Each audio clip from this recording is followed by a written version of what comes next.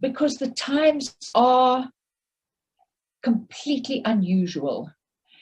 I'm going to do something that doesn't usually happen at TGIF, but I have discussed it with Thorsten, and I'm going to make an appeal because I've had a request from a church in KZN, from David Locke, who is a Baptist minister in Hillcrest, for the hunger that is staring them in the face. And David makes the point that the people who will be most hungry this weekend are the people who didn't manage to take anything for themselves. So I'm going to put my email in the chat box, and if you want a bank account, you can email me later.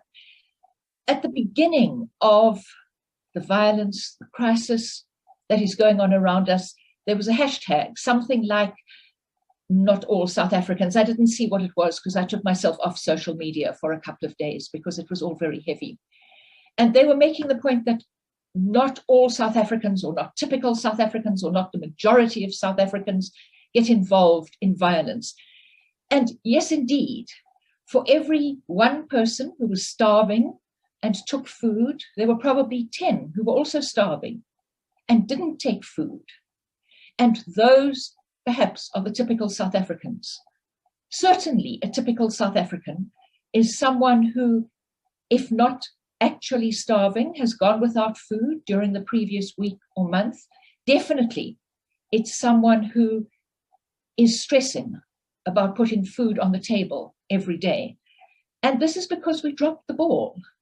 We somehow have allowed this starvation, which was highlighted by the pandemic, but wasn't only there during the pandemic, highlighted during the pandemic, and now a crisis in the country. I was initially planning not to start with an appeal, not to start with saying please, but with saying thank you. Thank you, first of all, to the people who come to TGIF for this community. It's contact, it's intellectual stimulation, it's food for our souls. And nothing could be more important during the pandemic. But particularly, I want to say thank you to Thorsten, because it takes energy at any time to keep something like this going, but it particularly takes energy during the pandemic. The pandemic, when people are suffering fatigue because they have been ill, when they are paralyzed with grief and loss, by death, by illness, by economic chaos. So thank you, Thorsten, for doing what you do. It really matters. As Thorsten said in the introduction, when Bobby and I accepted his invitation to speak, the focus was on the pandemic, living well in the pandemic in order to shape what comes next. But they say a week is a long time in politics, and most certainly a week is a long time in South Africa. And now we have other serious concerns as well. Luckily, as South African poet Solly Philander says, insurmountable odds are our South African thing. Insurmountable odds are what we do well. Perhaps that is our superpower, which is probably just as well, all things considered. So I'm going to be talking this morning in how we go about living with adversity, whether it's the pandemic or the other crisis surrounding us, specifically here in South Africa, as opposed to elsewhere. Does it sound callous to talk about living well in the middle of illness, hunger, fear, grief? Yeah, it is callous. It is insensitive. You might even want to label it heartless. It's also necessary, because the way we live yesterday, today, tomorrow, in our ordinary lives is what shapes the future. We can't wait for the future to arrive before we shape it. Graham Codrington, just in passing, gave us a clue to one of our particular strengths as South Africans. He was talking about the technology that we can experience. He was talking here on TGIF last week, but he was also talking about living in a global world and how South Africa is well placed as far as time zones go, because we're slap bang between the East and the West. But we're also well placed because apparently, and I hadn't known this, the South African English accent is the easiest to understand in the world. And then more important, in the chat box, someone, I think it was Greta, said, in an international group, it will usually be the South African who is chosen to liaise with other countries where English is a second language, because we understand. It's not just that we're easily understood, we understand better. Wow, what an asset, with implications way beyond language. Perhaps it's because we grew up surrounded by many Englishes. Perhaps it's because we understand that things of value are said in many Englishes. And so we are on high alert trying to understand what is being said in a language that doesn't necessarily sound much like ours, in a context that doesn't necessarily look like ours. We really try. We turn up the volume on the television if we hear another language, which usually doesn't help us very much. We watch for body language, which also doesn't help us very much if we're on Zoom. If we were insects, our antennae would be waving.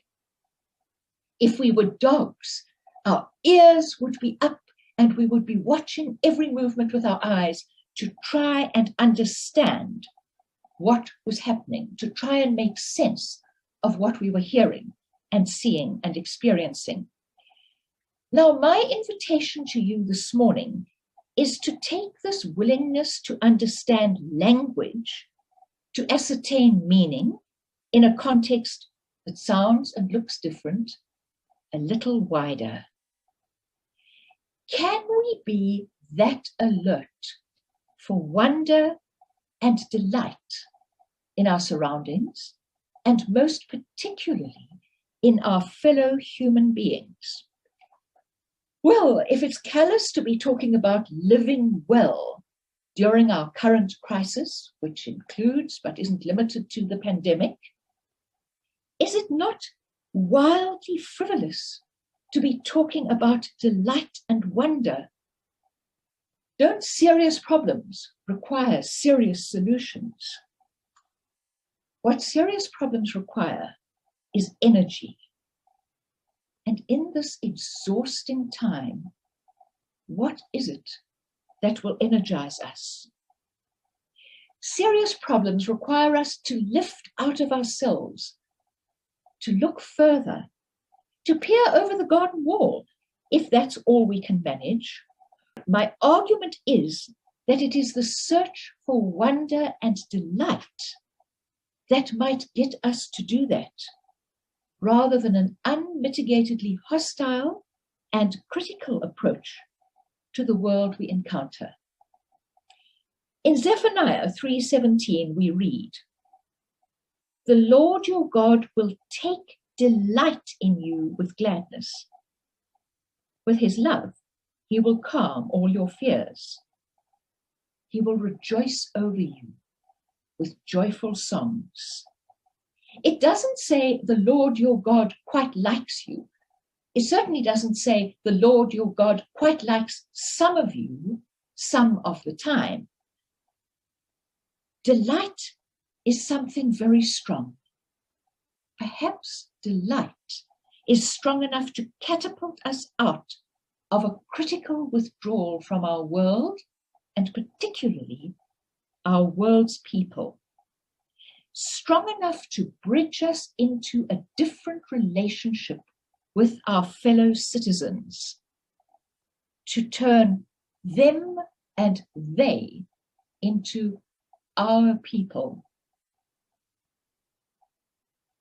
An interesting new phrase I came across recently is reparative reading, where you read something for nourishment, for beauty, for wonder, despite its flaws. You can use this approach towards a work of art, or a conversation, or a person. When did we decide, anyway, that the only way to show we were smart was to be critical. My absolutely favorite academic is a linguist called Deborah Tannen.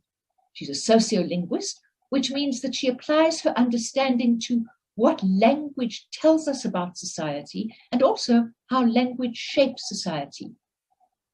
About 25 years ago, in her book, The Argument Culture, she issued a very strong appeal to Americans to stop the vitriolic, abusive, binary language they were using, language which insisted there were only two sides and one winner to every argument. This language, she said, is tearing apart the fabric of our society. How prescient that was 25 years ago. It's a choice whether we listen to or look at or read something in order to find evidence for the prosecution, or whether we acknowledge the flaws and still find the wonder. Kintsugi is the Japanese art of golden joinery, outlining the cracks in porcelain with a mixture of lacquer and powdered gold, emphasizing the beauty and the history of the flaw, rather than concealing it or criticizing it, or worst of all, identifying it as the weak point that can be used to destroy something or someone. The other word for kintsugi is kintsukuroi, golden repair, which surely has a kinship with reparative reading. Okay, so what are the barriers to looking at and living in the world in a way that nourishes, that repairs, that appreciates? I'm going to look at two this morning, the first one of which is isolation, which we are very prone to in this time of COVID. I want to look at a particular kind of isolation, though, which is isolation combined with indifference. And the role model for this is Noah. Rabbi Danya Rattenberg points out that when God threatened to wipe out the Israelites who were worshipping the golden calf, Moses said, please, no. He pleaded with God. He said he would rather lose his own life. He protected people he saw as his people, no matter how they were behaving.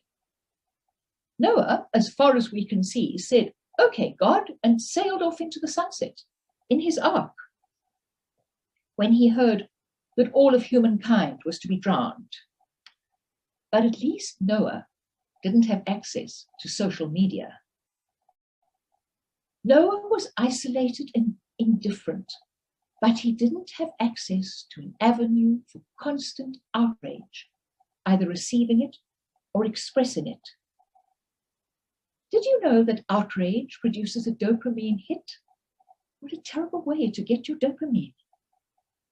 That means that outrage can become an end in itself, not a means to ending an outrageous situation. A source of satisfaction, complete in itself, so that it is quite possible to be indifferent, isolated, and outraged at the same time. And those three things in combination cut us off from our fellow human beings as effectively as blinkers. The other barrier to engagement with wonder in the here and now is much gentler than outrage and much more insidious. It's nostalgia. Just listen to this quote. The human imagination through the ages has insisted on positing a golden age, a time when the world was just as it should be. Such perfection functions both as a critical judgment upon our imperfect present and as a mental, mythopoetic escape from it. I'm just going to read that last sentence again. Such perfection of an imagined golden age functions both as a critical judgment upon our imperfect present and as a mental, mythopoetic escape from it. Is this ringing any bells? When I was young, we could, or we couldn't, we did, or we didn't. And that past was always better than whatever is happening now. We have a pre-COVID nostalgia. Before COVID, everything was okay, except it wasn't. Because within that time existed the inequities that COVID has made so blatant. COVID and our present crisis of violence have simply torn the scab off a sore that existed a long time before. The sore that existed because we dropped the ball. Living with isolation, nostalgia, and indifference is not living well in our present of crisis and COVID. It won't enable the future we want. And I want to suggest very strongly that the future we want can't be criticized into being. It must be nourished. We have to build now, in the present, not harking back to a non-existent past that only serves to throw the present into a bad light. We have to build like the weaver bird in the little emblem on the Facebook page and Instagram advert for this. The weavers are building now in the bad times, in the coldest part of winter in Johannesburg. We have to build like them to the maximum of our capacities and with delight, and finding delight in one another. Thanks, Torsten. If I can have the last slide.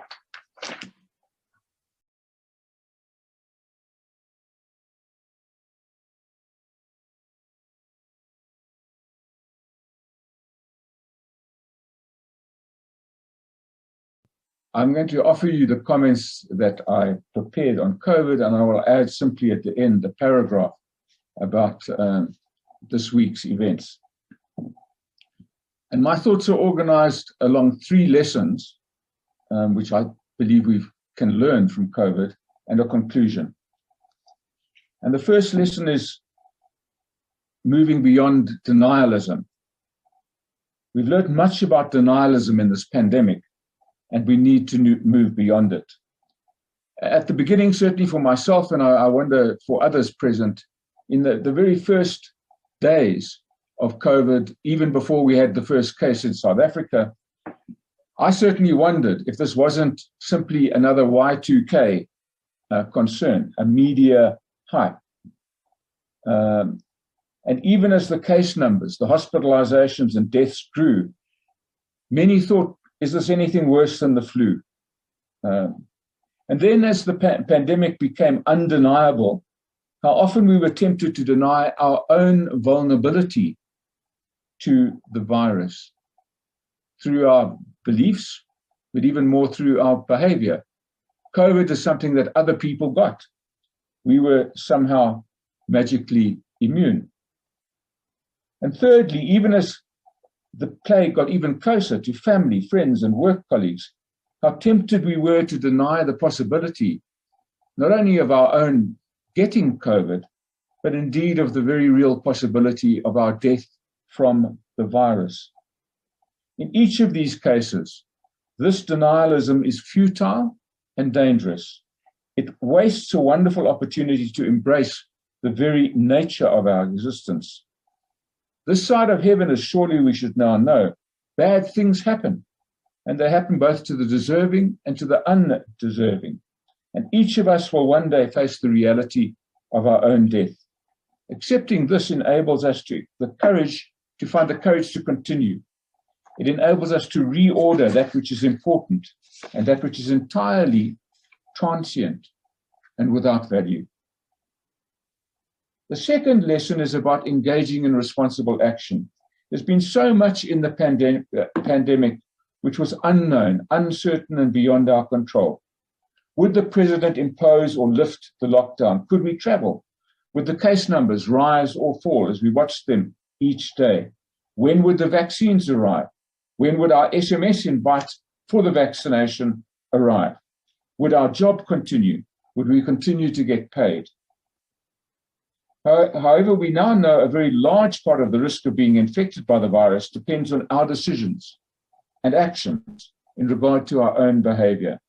Should we go to the shop or order online? Should we attend the meeting in person or online? Should we go out to eat or order in?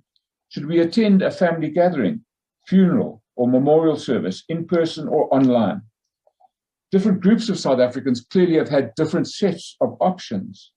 Many in the middle class could work from home, had online facilities, and did not use public transport. Yet it is hard to imagine any concrete choice where risk could not be managed, at least in part. An important part of agency involves most of us discovering agency in our own health. It started with the wearing of masks and hand washing, continued to the regular use of health supplements like vitamin C, ginger, and turmeric.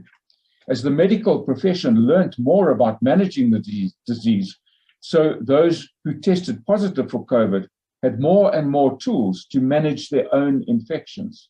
These included regularly testing for symptoms, checking temperature, blood oxygen levels, breathing exercises and steaming, high doses of homeopathic supplements. The high recovery rate suggests how effective these self-management tools were. The very low incidence of flu, both last winter and also this winter, suggests the benefits from these self-management practices extend beyond COVID. Yet probably the most important lesson on responsible action is how we've learned to manage our own spirits. Hope and joy were always present, even if we did not always recognize them. Hope and joy are self-sustaining ways of being in the world. Nowhere is this capacity for hope and joy more evident than in the reaction of 4 million or so South Africans who are now at least partially vaccinated, and the joy of the over 35s as they register and get their vaccines. The third and last lesson is about embracing community. Paradoxically, the pandemic made social interaction more and more difficult, and yet we discovered as human beings that we needed it. And so we discovered patterns of being in the world that enabled us to maintain contact with others. Our digital skills went on a crash course. We learned there are many different ways of being in touch. We learned that what matters most is not how we connect, but rather that we reach out and continue to reach out. We learned the value of regular check-ins with family, friends, and colleagues. And we discovered a new kind of community, the COVID-19 community. The community embraces those that are fearful of contracting the disease. That's pretty much all of us. It includes so many who've been plunged into financial insecurity through lockdown and business failure. Again, most of us. It includes those that test positive. To acknowledge the status without judgment or stigma has taught us new ways of relating to others in distress.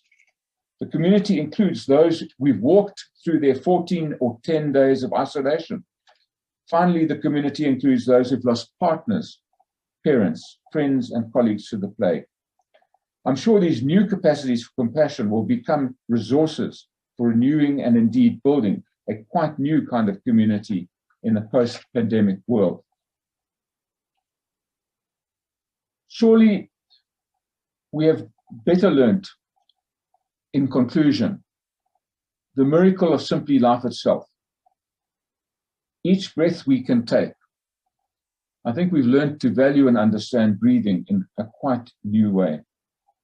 Each moment spent together with others, each moment in nature, the blessing of the blue sky, the miracle of each sunrise and each sunset, the beauty of each new moon.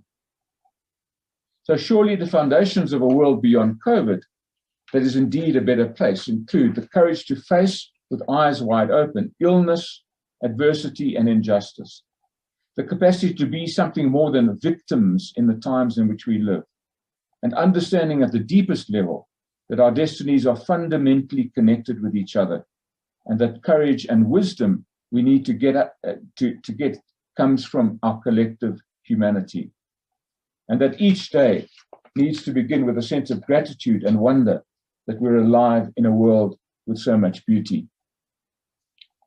And now just for a brief concluding paragraph about the events of this last week. Certainly we've experienced this week one of the largest disruptions of public order in our history. Major events, of course, such as these never have a single cause. Looting is a pattern of crowd behavior that occurs in many situations, as the evidence of looting in recent US protests.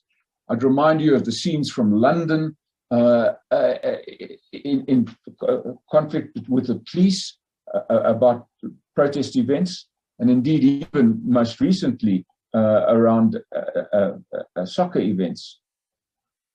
Food hunger made worse by COVID lockdowns and the termination of the emergency $350 a month payment in April is clearly a very strong component in the events of this week.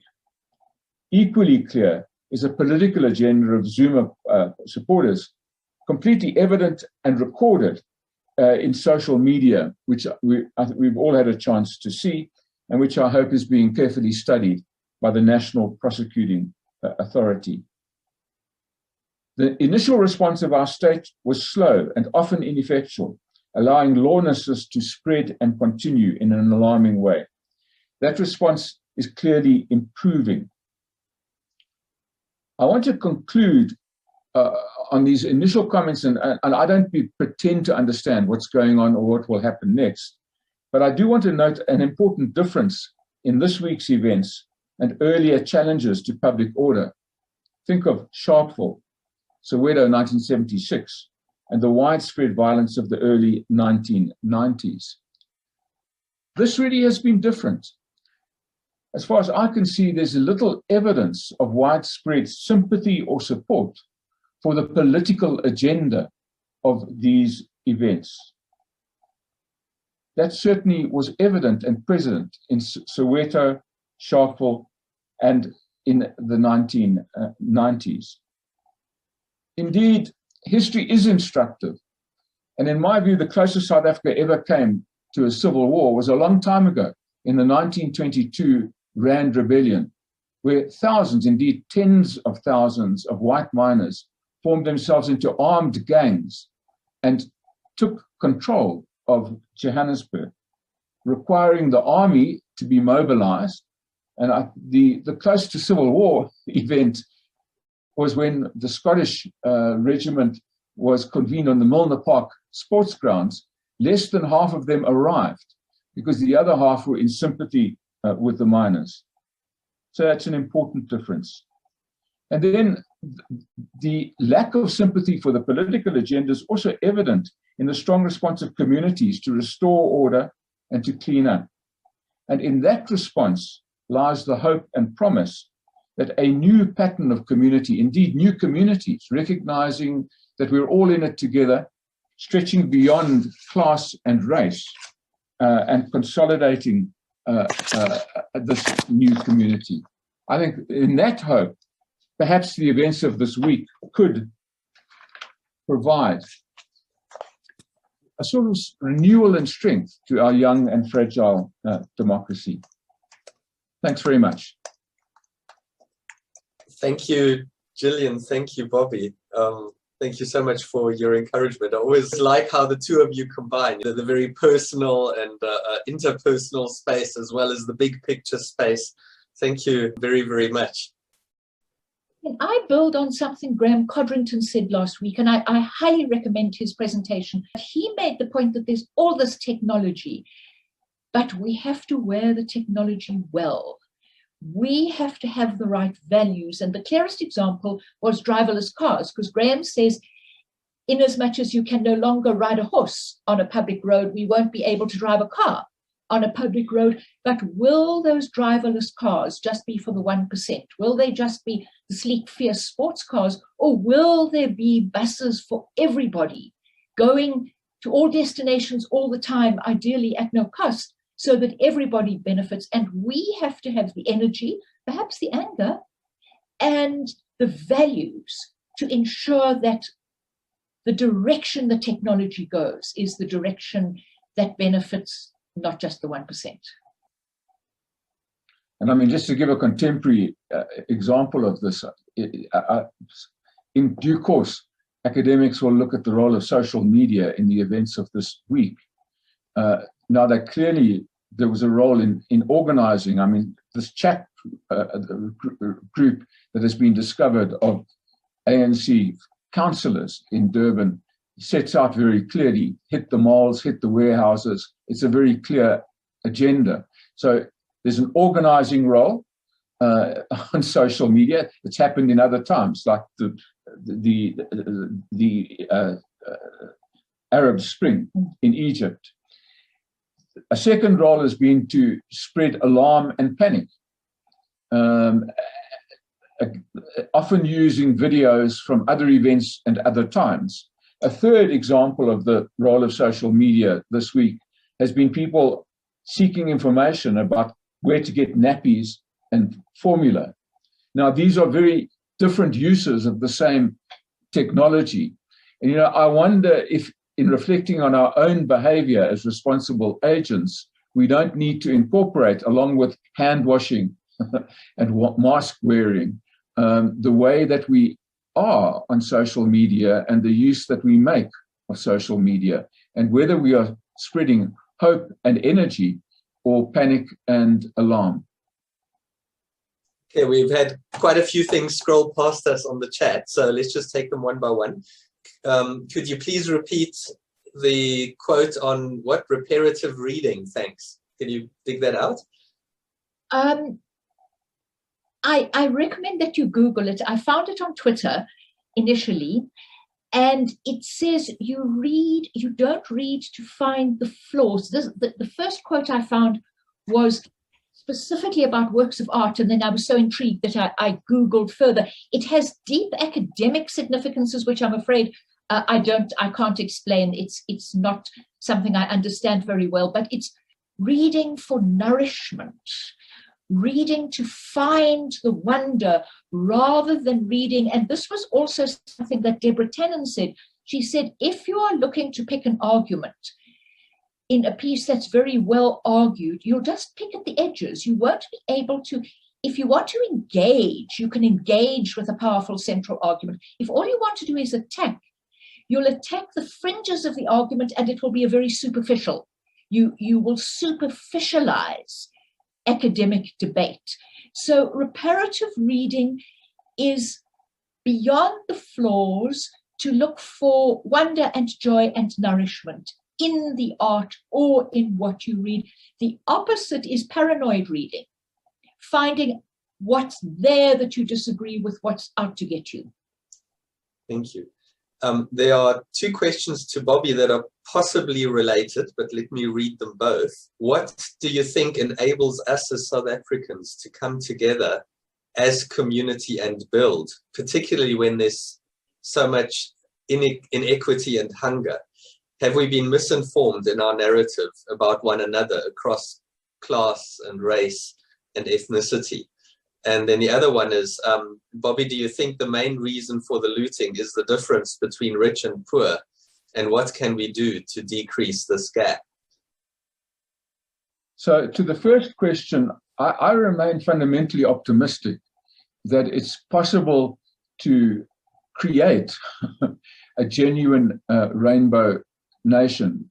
We thought we had it when our then President Mandela put on a Springbok rugby jersey, and we thought it was done. I mean, I happened to be in the stadium when he did that, and here were 79,000 white South Africans shouting, "Nelson, Nelson, Nelson."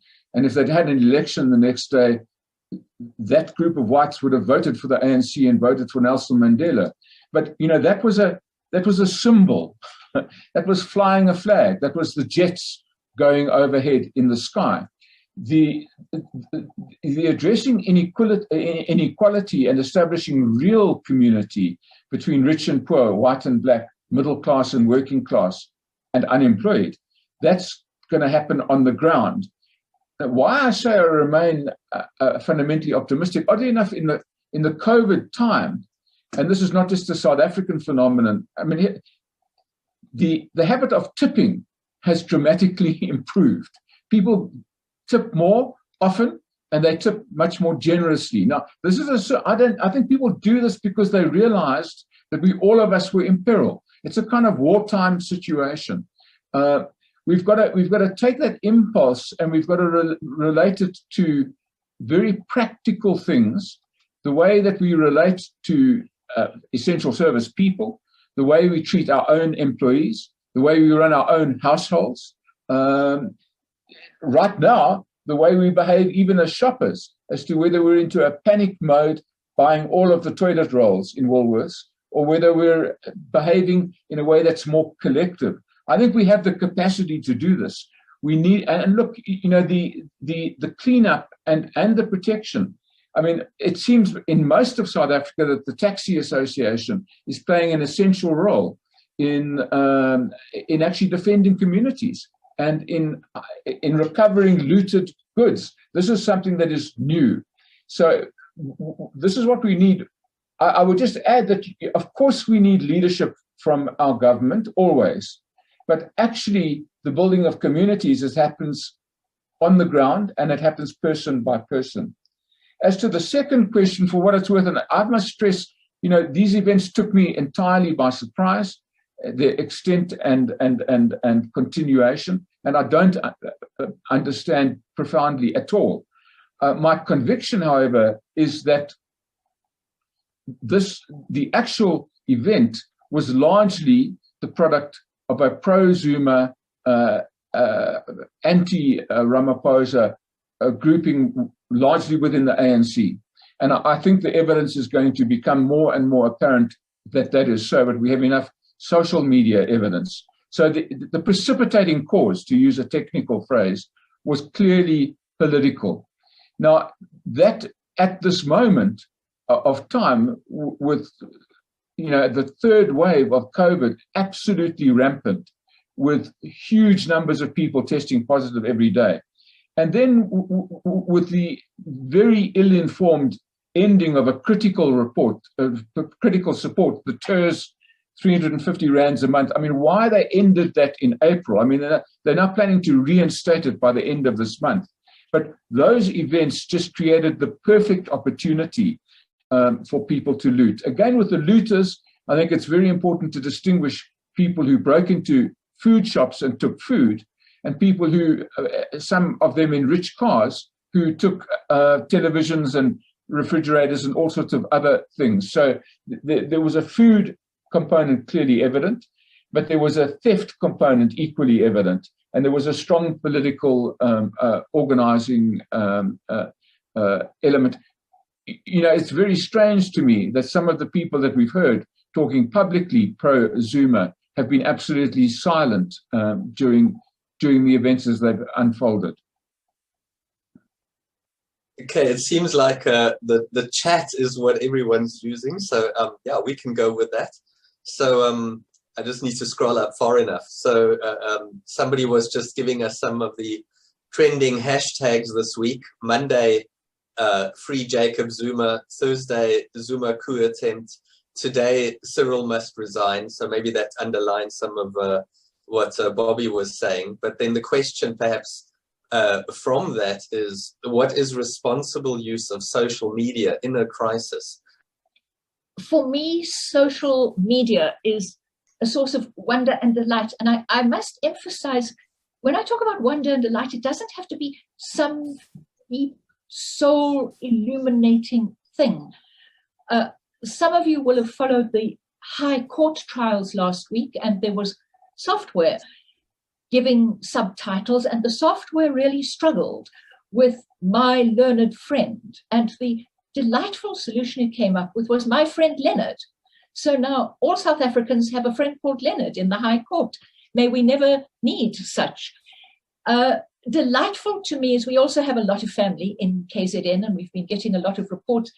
One of the family members reports that she has been loaned some chickens so that she will, at least while the shops are empty, she will have fresh eggs in her garden. And this strikes me as such a South African solution and such a delightful solution. You can find, for me, social media just gives me, well, the reparative reading I found there.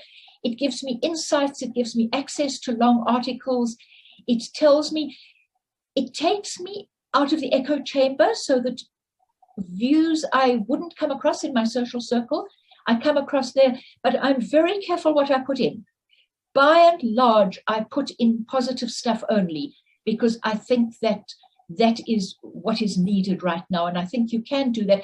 I think the first Twitter explosion gave us such personal insights. The media was simply not covering that. I mean, now the media covers the social media and it becomes almost incestuous. But when you can tap into personal reports, there was somebody from the Bluff saying every color of South African is working together in our community to defend our community. I wouldn't have known that if I hadn't seen that on Twitter. And there is such hope for me in that if we are redefining, with all the people flocking in to help clean up, flocking in to ease the hunger, if we are defining community differently through this crisis, one could never say it was worth the crisis, because what has been lost, they're talking about 117 deaths. I'm sure that's too low.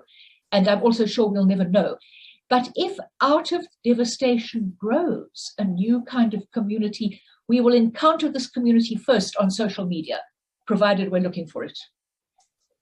And then there's also a story from the more from the Pretoria side that people in Mamelodi and Attridgeville have responded in a similar way, in which they met the various xenophobic attacks some years ago, namely, go away, these are our shops, these are needed by the people. So there's also an example of vibrant character of real community. Annie, I don't know if to some extent that answers your question about social media not being the only problem, having just 24/7 media access that's just streaming bad news and negative opinions is also eroding hope, and how do we overcome this? So I absolutely agree. In fact, I think the world is a worse place for the advent of 24-hour news stations, which is a relatively recent. It's certainly within my lifetime. I think it was much better where you could switch on at 6 o'clock and find out what was going on and you didn't have to watch. I would make, however, the fundamental point about public media as opposed to social media is that it's all about choices. You can run stories about cleanups. You can focus on the taxi association, recovering looted goods, or you can play and replay, which, by the way, the BBC and the CNN and Skype do all of the time. The footage of the bodies under the bridge. This is a choice. And, nobody is saying you shouldn't put the bad stuff in. And the good stuff actually has to have the bad stuff in order for it to be credible. But all I think we need to be saying to the public media is tell the whole story, and particularly tell it from the ground up and the people who are actually involved. Yeah, I think also the point that I was trying to make is just that the fact that we have that availability, that you can get up at any stage during the night, during the morning, and see what's going on, I think actually creates an anxiety for us, is that we don't ever have a break from the news. It's just this constant streaming of, and mainly the news that you find is actually, what will sell, what is alarming, you don't find mainstream media doing a lot of the, the kind of the very things that grow, like community development, like people doing good things. You hardly see that. The majority of the news that you see always is something that's new and shocking, and I just think that worldwide we have a bit of a problem with that. I mean, I would just add, because that we must remember that our cell phones have an off button, and so does our television. And I really think at this time, because, I think for me, it's been an issue of becoming fixated on the COVID numbers and waiting anxiously for the numbers. You've got to ask yourself, why do you want to know, and what can you do about it? And you've got to be ready to switch off. I mean, I think that it's time to get a new meaning to the Sabbath, actually, and say, let's take a break from media for one day a week. And, the world won't disintegrate in that day. But anyway, however you do it, the interesting thing of the need to pause and to stop and to stop sucking in all of this detail, a lot of which, by the way, and we've learned this too with COVID. If you think about COVID and the advice and what's in the vaccine, and you've got to ask yourself with both the public media and the social media, what is the source? Is this somebody that I trust? I mean, incidentally, on the social media, coming out of this looting is going to be a very interesting thing. This WhatsApp group has got a list of telephone numbers, and the police are chasing down the telephone numbers. It's actually impossible to be completely anonymous, however you disguise your name. And what's interesting in that is a principle of responsibility, that if you've made a statement on social media, you better be ready to take responsibility for this, because it will never be deleted. You can delete it, but it will be around, and somebody will find you. So, I mean, I stress this, it's a very negative thing to say, but I think it's a reminder that in the same way that in a face-to-face conversation, you should be responsible for both what you say and how you say it. And so, I mean, I think we just got to be adult and grown up and responsible in our use of the social media.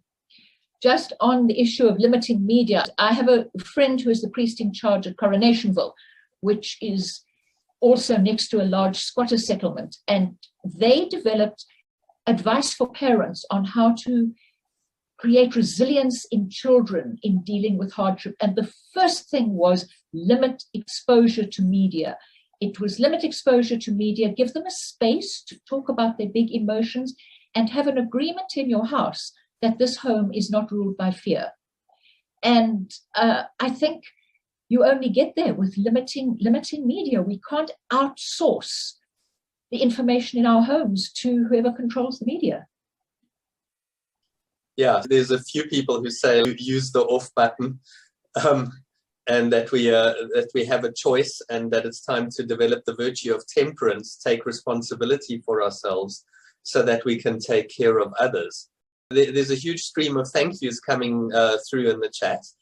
And also love your morning tweets, Gillian. So there's a little cue for everyone. You can now know what do you tweet as? Just at Gillian Godsell. Okay. It's nice to have a name that not too many other people have, then that's still available. Bobby, Gillian, just again, a huge thank you just for your encouragement and stretching of us this morning. Challenge as well, I think. Now is the time to live well. Now is the time to do good. Thank you for your, just wonderful encouragement this morning.